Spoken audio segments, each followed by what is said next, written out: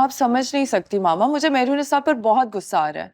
इस लड़की ने हमेशा मुझसे मेरी खुशियां छीनी हैं। और अब जब मैंने इलेक्शन लड़ने का इरादा किया तो ये शाहनवाज की सपोर्ट में उसके साथ खड़ी हो गई है। कभी कभी वो इतनी अच्छी मुझसे बातें करती है कि मुझे लगता है मुझे उससे कोई शिकायत नहीं है। और कभी कभी वो ऐसे मेरे सामने आकर खड़ी होती है जैसे कि वो मेरी दुश्मन हो। उसे एक्सपीरियंस नहीं है, वो तुम्हारा कुछ नहीं बिगाड़ सकती। तुम क्यों इतना परेशान हो रही हो बेटा? मामा मुझे उसकी इतनी कोई परवाह नहीं है, क्योंकि इलेक्शन में तो शाहनवाज खड़ा हो रहा है। लेकिन जिस तरह वो शाहनवाज को सपोर्ट कर रही है ना, मुझे उस चीज से बहुत डर लग रहा है।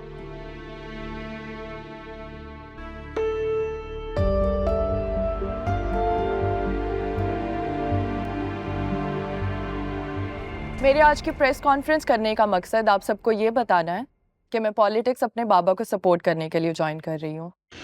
हमारी मेजॉरिटी यूथ है और एक यूथ माइंडसेट ही यूथ की भलाई के बारे में सोच सकता है। आप लोगों ने देखा होगा कि कैसे पॉलिटिशियंस इलेक्शन के करीब आते ही एक्टिव हो जाते हैं। अचानक से उन पर हमले होने लगते हैं जिससे उनको लोगों की हमदर्दी मिलती है, और जैसे ही वो लोगों की नज़रों के सामने आते हैं वो अचानक से उनकी भलाई के लिए काम शुरू कर देते हैं। ये सब सिर्फ वोट हासिल करने के तरीके हैं।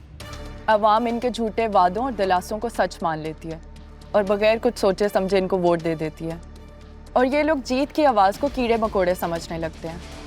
लेकिन मैं आप सबको यकीन दिलाती हूँ कि हमारी पार्टी इन जैसे झूठे, मक्कार और धोखा देने वाले लोगों की तरह नहीं है, बल्कि हम आवाम के साथ उनके बराबर आकर उनके मसले भी सुनेंगे और उनका हल भी निकालेंगे।